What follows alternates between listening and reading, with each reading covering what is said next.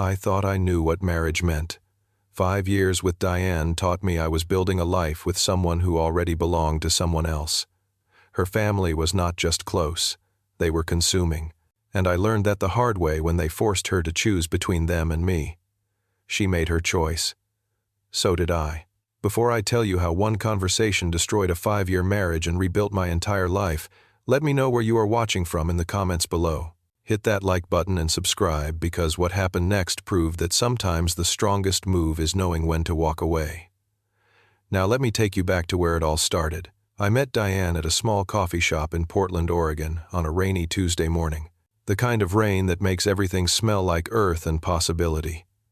She was sitting by the window papers spread across the table, a red pen in her hand. I ordered my coffee and somehow ended up at the table next to hers. She looked up, smiled, and said something about how the rain always made her want to grade papers faster so she could go home. I laughed. We talked. That was it. That was how it started. She was a third-grade teacher. I was a civil engineer working on infrastructure projects around the city. Our lives were different, but they fit together easily. We dated for 2 years before I proposed. She said yes, without hesitation. The wedding was small, just close family and friends held in a garden venue outside the city. I remember thinking that day that I had found the person I wanted to build everything with. The first year of marriage was good. We bought a small house in a quiet neighborhood. It needed work, but that was part of the appeal. We painted the walls together on weekends, argued over furniture placement, cooked dinners that sometimes burned but always ended in laughter. Diane talked about having kids someday. I wanted that too. We made plans. We dreamed. I thought we were solid, but there was something I did not fully understand until we were living together as husband and wife. Diane came from a family that did not just stay in touch. They were involved in every detail of her life. Her mother, Patricia, called every single day. Sometimes twice, sometimes 3 times. Her father, Richard, had opinions on everything, from the color we painted the living room to the kind of car I drove. Her older sister, Stephanie, had a key to our house and used it freely, often showing up unannounced and staying for dinner or even overnight. At first I told myself this was just what it meant to marry someone from a tight-knit family. I grew up with my brother Carlos, and we were close, but we respected boundaries. We did not need to talk every day to know we had each other's backs. But Diane's family was different. They did not understand boundaries. Or maybe they did, and they just did not care. Patricia had opinions about how we should manage our money. Richard expected me to help him with home repairs every weekend, treating me like free labor. Stephanie treated our home like an extension of hers, dropping off her kids without asking if it was convenient. And Diane defended all of it. Every time I tried to bring it up, she would say, "They just care about us, Ramon. That is how my family is." I tried to accept it. I really did. But then something happened that made me realize how deep the problem actually went. About a year into our marriage, I got a call from my supervisor. There was an opportunity for a promotion. A big one. It meant moving to a regional office in Seattle, about a 2-hour drive north. The position came with a significant raise, and the chance to lead projects I had only dreamed about working on. I was excited. I went home that night, ready to celebrate with Diane, ready to talk about what this could mean for our future. She was in the kitchen when I told her. I watched her face change. The excitement I expected never came. Instead, she looked worried. "But that means we would have to move away from my family," she said. I explained that Seattle was not far. We could visit on weekends. Her family could visit us. It was not like we were moving across the country. But she was not hearing me. She was already pulling out her phone. She called Patricia right there in the kitchen while I was still standing there trying to talk to her about it. I listened to the conversation. Patricia's voice was loud enough that I could hear her through the phone. "Absolutely not. You cannot move away. What about us? What about Sunday dinners? What about when we need you?" Diane started crying. She told her mother she understood. She told her mother she would talk to me. When she hung up, she looked at me with red eyes and said, "I cannot leave them, Ramon.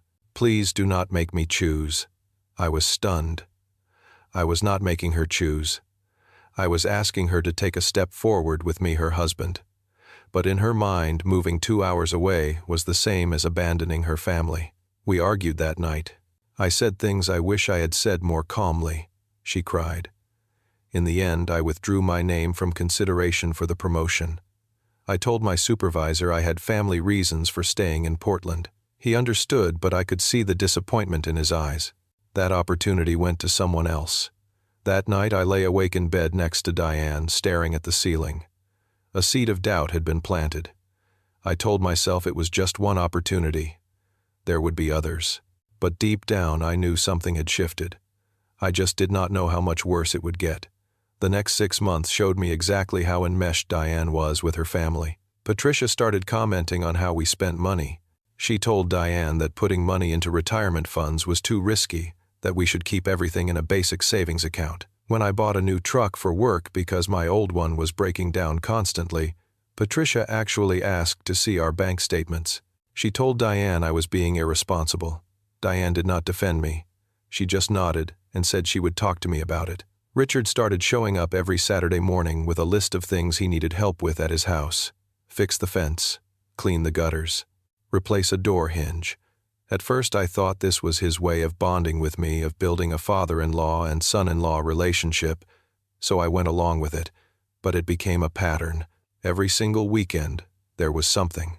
And it was not just an hour or two. These projects ate up entire Saturdays. Diane would go with me, spending the day with her mother while I worked. By the time we got home, I was exhausted and our weekend was gone. Stephanie started using our house as free childcare. She would drop off her 2 kids saying she had errands to run or appointments to keep. Hours would turn into entire afternoons. Sometimes she would call and say she could not pick them up until the next day, and suddenly we had 2 kids sleeping in our guest room. Diane never said no. She loved her niece and nephew, but it was not about love. It was about the fact that Stephanie felt entitled to our time and space, and Diane could not see how that was a problem. I tried to set boundaries. One evening I sat down with Diane and carefully brought it up.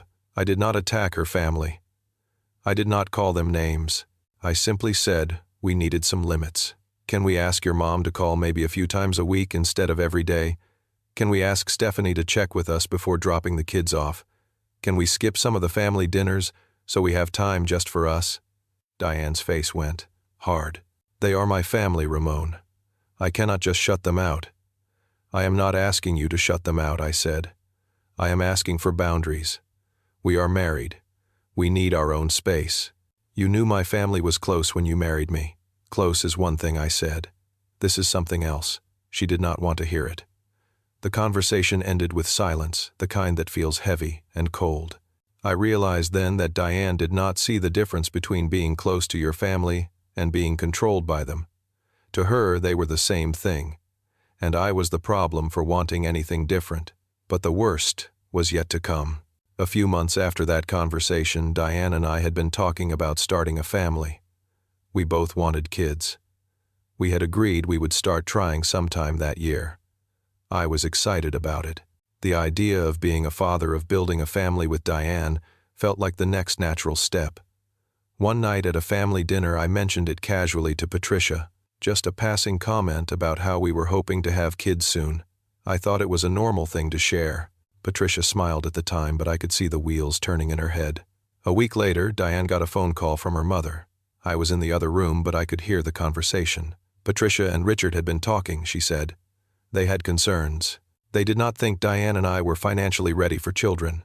Patricia listed off reasons. Our house was too small. My income was not stable enough. We needed to save more money. At least 2 more years of saving, she said. When Diane hung up, she looked uncertain. I asked her what that was about. She repeated everything her mother had said. Then she looked at me and said, "Maybe they have a point, Ramon. Maybe we should wait." I felt anger rise in my chest, but I tried to keep my voice calm. Diane, this is our decision, not theirs. We are the ones who would be raising this child. We are the ones who know our finances. Why are we letting them decide this for us? They are just trying to help. They are trying to control us. She did not like that. She got defensive. We argued. But in the end, she agreed with her mother. We put the idea of having kids on hold, not because we decided together, but because Patricia decided for us. That night I sat alone on the back porch looking out at our small yard. I realized something that made my stomach turn. I was not married to Diane. I was married to her entire family, and they had already decided I did not have an equal vote. The breaking point came a month later. My brother Carlos was getting married in San Diego, California. It was a big deal. Carlos and I had always been close. We grew up supporting each other, and I wanted to be there for his wedding. I booked plane tickets for both Diane and me. The wedding was on a Saturday in late spring. I was excited. I told Diane about it, showed her the tickets, talked about how good it would be to see family and celebrate with Carlos.